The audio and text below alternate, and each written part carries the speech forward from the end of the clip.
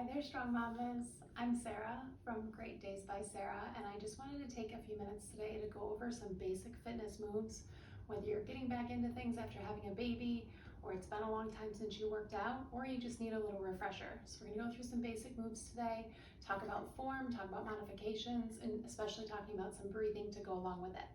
So find yourself into a comfortable seat. You don't have to be on a chair. It can be on the floor. And we're going to start with some big belly breathing, or this diaphragmatic breathing that you'll hear people talk about in these fitness videos. I want you to put one hand on your heart and then one hand right underneath your rib cage. So it's definitely above your belly button, right where your rib cage comes together. Put your hand just below it. You're going to sit up nice and tall but comfortable. And then take a big inhale through your nose. Feel this hand on your belly expand a little bit, but not so much you're forcing your abdominals out. It should just be that you could feel the air coming in. And as you exhale, purse your lips a little bit like you're about to whistle, and feel that hand drop. Now your top hand is there because it shouldn't move much. It should stay relatively still. So inhale through your nose.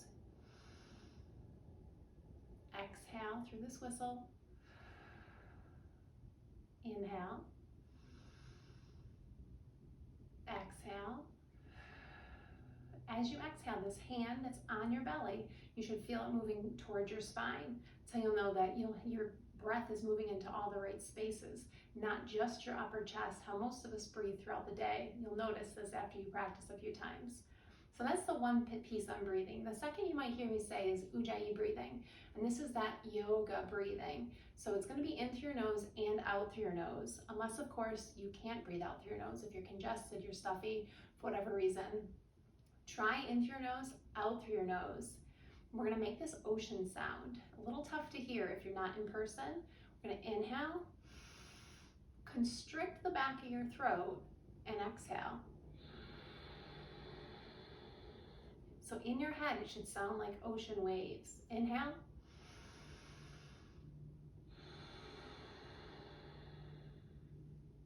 So if you were in a yoga studio, you could hear maybe the person next to you or the person in front of you doing this, but not the entire space. You're not forcefully making a noise. We try to focus on that breath, mainly to keep us present during our yoga practice. So now we're gonna go into some strength moves, and I wanna start with a squat, since this is one you'll be doing most often.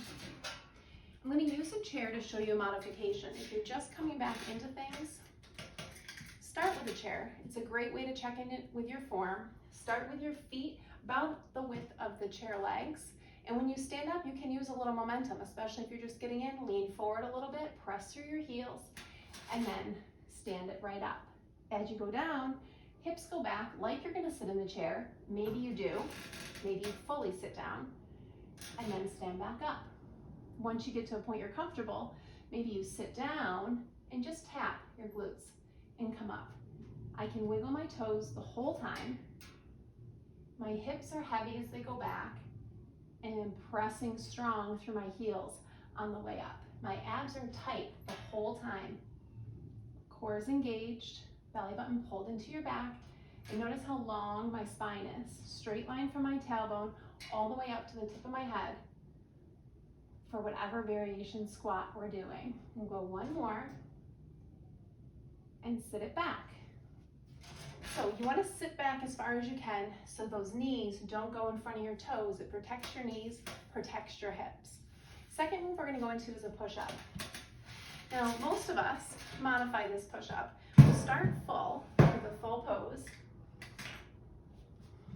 Hands are going to be shoulder width apart. Feet can be together for the most challenging part, and come straight down and straight up. I like to have a little bit wider base of my feet. Same, down, straight up. Your body's in one straight line the whole time. Now to modify this, we're just gonna set our knees down. I'm still gonna have my toes tucked under. My hips are towards the mat. I go down and I go up. Now notice my hips stay low. Even when I modify, they're not back here. Now, if you need this modification, if you need to be a little more here and do this to start, that's perfectly fine. But know the goal of that modified push-up is straight line from those knees to the tip of your head, and you're going straight down straight up. Another great modification is to do it on the back of the couch or even on a wall. It'll be a little tough to see here. This way, if you do it on the wall, it's just less body weight that you have to press. So you're always welcome to try that way too. Let's go into our lunges. Pick a foot forward. I like to start, especially when you're getting back into things, towards the wall. So if you're a little wobbly, you can touch the wall. Left leg forward, right leg back, and notice my feet are on railroad tracks. They're not on a balance beam. My heel and my toe are not lined up. They're separated. Hands will start on our hips or against the wall if you want a little bit more for balance. And both knees hit this 90-degree angle at the most. If you need to, set the back knee down to check. Is my knee right below my hip and my knee right over my ankle? That's where you want. To modify the lunge, don't go as deep. Maybe it's half, maybe it's here. But what you're looking for is this front knee doesn't go way in front. That can really put your knee at risk, so you want to keep it back. Next one, we're going to come down on the mat for cat-cow, which might sound kind of simple, but especially if you're dealing with any postpartum split, abdominal split, you want to avoid this one, especially that excessive arch. So we'll start here, hands and knees underneath your hips, shoulders over your wrists. We'll go cat first, round everything up. We tuck our pelvis, tuck our chin, and then I like to squeeze my knees together. Not so they touch, just so you get a little bit of inner thigh work. And then we inhale and go into this cow. And this is where you gotta be careful. Maybe this is enough for that arch. If you do have that abdominis rectus here, and it has a split in it, don't arch. You don't wanna be here. Diastasis is nothing to mess with. We're just gonna do it real easy, just here, and then come back in to this cat. If you're not dealing with that and you want the full expression, here for cow, gaze up, press through your shoulders, press through your hands, tailbone goes towards the sky, and then we round. Coming here, and then we usually just go back and forth soft, just to warm up the spine. Let's talk planks. Our full plank, many times we'll do from our hands. Hands will be shoulder width apart, feet also will be hip distance apart, and we're pressing straight line. We don't want our head hanging, we don't want our shoulders sagging, and we don't want this arch, like this cobra arch here. So straight line. To modify, just like the push-up, you're here, drop your knees. Notice how low my hips are. You still have that straight line, head to knees. If you want to try maybe one knee off, it's a great way to go into it. And then just make sure that you switch that other one for a little instability to work your core.